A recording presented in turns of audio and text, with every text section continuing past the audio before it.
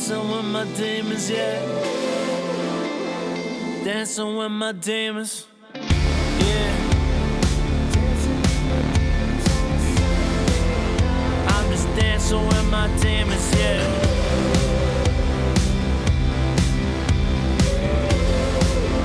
I'm just, yeah. This life's full, wine rolls, beautiful minds and broken souls. Hell, hell is hot, that's what I'm told, but so it's cold, so I don't know. See, it's life these people lead, and I have to ask myself, are they really happy here? I might not be myself. All right, welcome everyone. Today we're interviewing Hartman. He just dropped his new project, Seeing Sounds, available on all streaming platforms. How's it going, man? Good, how you doing, man? Great, man. Appreciate the time. All right, so the music you are releasing now is very different from the previous you have created and shared before. What inspired that change? Yeah, it's a good question, man. It was exciting to kind of take that step, but also pretty nerve-wracking at times. I think the main word I would describe making this EP was kind of just being more vulnerable and really looking inward. And as much as I've been personal in my previous works, I feel like I haven't done that to this extent. So inspired that change is really just kind of taking the time to look in and what's important to me, what I want to share with the world. And once I got comfortable with doing that, the kind of rest just wrote itself. But yeah, Seeing Sounds is all kind of about like looking at the world, but also looking inward. And I think that, you know, it's pretty scary to do that sometimes. And once you do it, it can be really cool and rewarding. I think we definitely found a pocket with that with this EP. That felt better.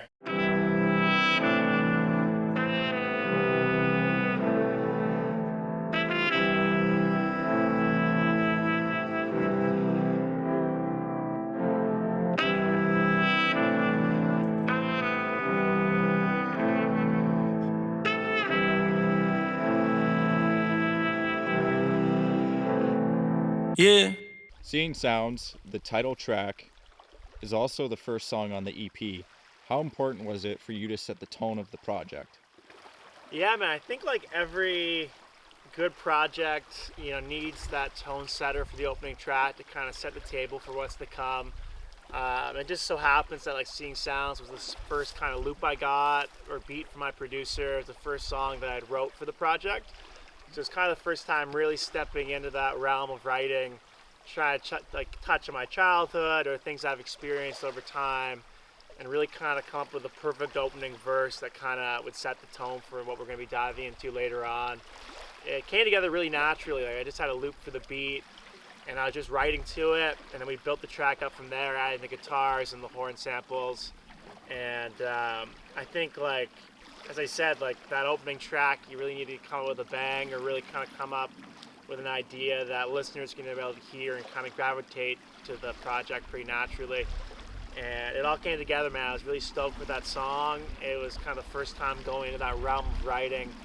And once we got that done, it kind of just spiraled into the other songs on the EP. So I thought it was, you know, if that was the first song we made, the first kind of chapter of the Seeing Sounds process, it made sense to have it as the opening song.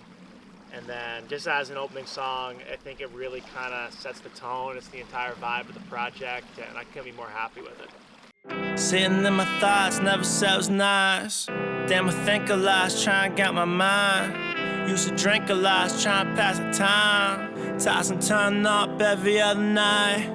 Looking in the mirror, things ain't much clearer, but I'm feeling a little better today. I thought I'd share it for you. Music pace, paranoid, grew up on the river. School 300 people, so my town dreams are bigger. Dancing with My Demons blends multiple genres involving notes of indie rock and hip-hop. What was it like trying to settle into this pocket? Yeah, that's a great question. Dancing with My Demons was a really cool song in terms of like the progression of how it was made. I got sent over like maybe like a minute loop from my producer Sean at Limestone Loft studios there, and from there we just kind of slowly built it up. I wrote like some verses and some choruses and like a bridge, and we kind of just like day by day in the studio kind of shaped it into the song it is now. So it came really naturally. Like we would add some drums and then some guitar, some synths, and like it just kind of kept building and building. And it was really cool because I don't even sure that's kind of what we set out to do, but near the end, it's definitely what we did. And it was really important for me because as much as I listened to a bunch of hip hop, like I love listening to like indie rock and alternate music and folk, and I listen to a lot of different stuff other than just hip hop. So to have a song that kind of blends in a different genre than like traditional hip hop while still kind of keeping those fundamentals together was really cool. And then at the end, we had Chris Coster. He was a huge member of the Suns, the Glorious Suns, for years. He did some backing vocals on it, which really tied it together, which is really kind of cool to tie into that indie rock scene a bit, having his vocals on it. And yeah, I don't know. I couldn't really tell you that this is what I knew the song was going to sound like from where we started, but to see where it went was really, really cool. And it was probably the most time we put into a song on this project, and finding that pocket took a little time, but it came together really naturally, and we're all really stoked with it. I think the low's better than the high. I felt it all, I think at least I tried. I walk this path some people call a lie. We live in dreams, baby, so you know we never die. Been dancing with my demons on a Sunday night, on a Sunday night. I'm just running out of reasons to maintain this high, but stay here why. So after the first two songs, there was a change of tone and sound, diving into more rap-centric beats and verses. What inspired you to shift the tone of the project and showcase your penmanship? Yeah, it happened. I think when I was writing this, I kind of wanted there to be two kind of sides to it, kind of like the introspective side, a little softer beats, if you will, and then for the second half to be kind of more like rap. And as much as I like, writing more experimental hip hop, I do love to like rap. Like I like wordplay, I like bars, I like artists like Absol and people that really kind of try to come up with the ways you can play with different words.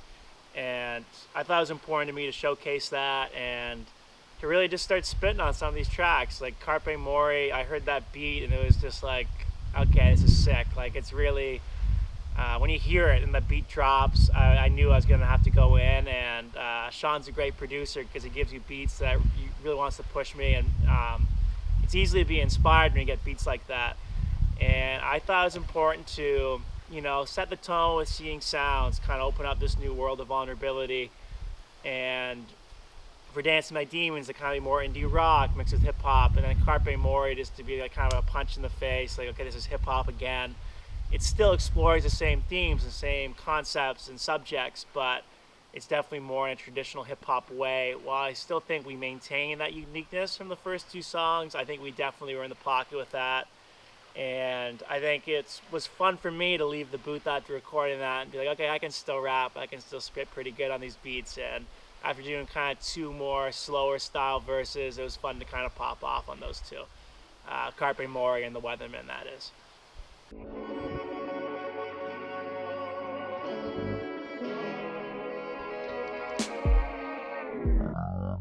Carpe diem, just trying to get it. Man, I'm on my got tats, got bag, and I'm trying to stretch it. Chase these house, girl, understand it. Roll these punches in a pan. We're recording green, my team bandits. Those hoes help my pain, I mess my brain, let it desperate. Don't sleep much, feeling different. Go we smoke when I miss. I touch down and we turn up, but I'm low and I'm high, like how you living. All right. So, what is your favorite song on the EP and why? Oh man, it's tough to pick one. I don't want to give you that blanket answer of they're all my favorite. They all have a special place to me as they're kind of all recorded over this last 3/4 of a year. So every time I hear them, they definitely mean a lot to me. But if I had to pick my favorite, I think it might be the last song, The Weatherman. I think that was a really cool kind of experimental hip hop, boom bap, weird rap song. And like, when I was in high school, I listened to a lot of Mac Miller and Earl Sweatshirt and like watched movies with the sound off, Absol, MF Doom. So they're kind of super out there, some of those sounds. So to kind of make a song where I heard it, I'm like, oh, that kind of sounds like what I used to listen to in high school. that was pretty cool because I know a younger me would have been jazzed up hearing the song I would have made. So I think that one might be my favorite just because it's kind of a cool moment to listen back to it and kind of hear elements of what you used to listen to when you were younger. So I think a younger me would have been pretty proud of that track. And definitely haven't made anything like that before. I've rapped over boom bap beats before and soul samples, but this one was just really experimental, really trippy, and really different from the other three. And I thought it was a perfect way to end the EP. It was fun. It was kind of strange. It was just kind of like this in your head rap song, and I liked that a lot. So it's kind of cool to hear it back, and I bumped that one a lot because that's what I used to listen to when I was younger. Make a little money and spend a little cash. I feel a little funny, crying now we laugh. Everybody's something, and nothing ain't bad. It's raining while Sunday, they the weatherman's mad. What was the most fun part of the recording process? Honestly, just working with Sean Tomalty of Limestone Loft Creative. It was my first time really meeting and getting to work with a producer that trusted and understood my vision and was just as excited about the songs as I was. Like, seeing the amount of time that he put into the songs, like, was really inspiring and just meant the world to me. So kind of like bouncing ideas back and forth with him, giving him my vision, giving him the lyrics, and kind of seeing like just how he was able to build these songs up. It was really cool because I think a lot of times for artists, you have an idea, you have a song, you record it, and you listen back, and you're like, that didn't sound exactly the way I imagined it.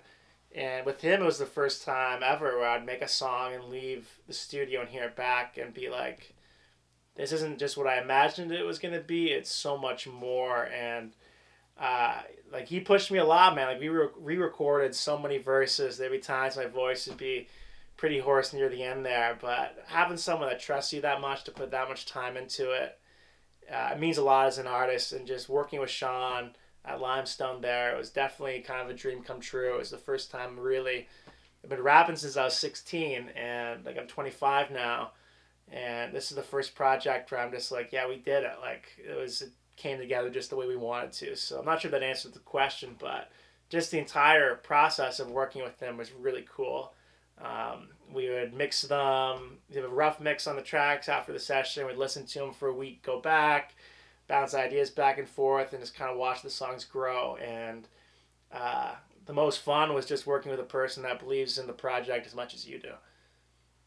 All right. Sound good? I think we're flowing, man. I think we're flowing, I'm not going to lie.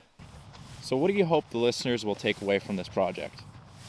I hope that I leave a piece of music that they can relate to. I think, I was pretty vulnerable with some of the subject matter, and I was looking inwards a lot. And I hope like the listeners can do the same when they hear it. Maybe not relate to everything, but they can relate to that emotion a bit. And I hope it's a project they can listen to in all times of the year, when they're feeling down, like a pick-me-up, or when they're feeling good. Songs that just kind of become a part of their daily rotation, and something that ages well with them in different aspects of their life, like it did for mine. And I think that Seeing Sounds is a song on there for kind of like every different day. Like, if you want like a nice hip hop track, we got Carpe Mori and the Weathermen. If you want something to kind of move around to, we got Dance with My Demons. If you want a song, on a Sunday morning with the coffee, just doing some reflecting, we got Seeing Sounds. So I think there's a song on there for everybody. There's lyrics on there for everybody, and I hope that people can kind of sit with it, not just for a weekend, but for a quality of time moving forward, and just kind of grow with me the way I did. So Seeing Sounds is out now, a project you, yourself, and others are saying is your best yet. What is next for Hartman? I just keep working, man. I think when you create a piece of music that you're super confident in and people love and listen to, it inspires you to keep going, it inspires you to keep getting better. I know me and Sean are going to continue to work on new music, and I think that as happy as we are with Seeing Sounds, and we're going to celebrate this win because it is a win, you got to look forward onto the next goal. And for me, man, it's more of the same. I'm going to keep writing, I'm going to keep rapping, I'm going to keep trying to get better, keep exploring different sounds, try to get my music into different people's ears and bigger audiences, more shows, more everything, man. I just want to keep getting better, keep growing, and just keep being myself in the process.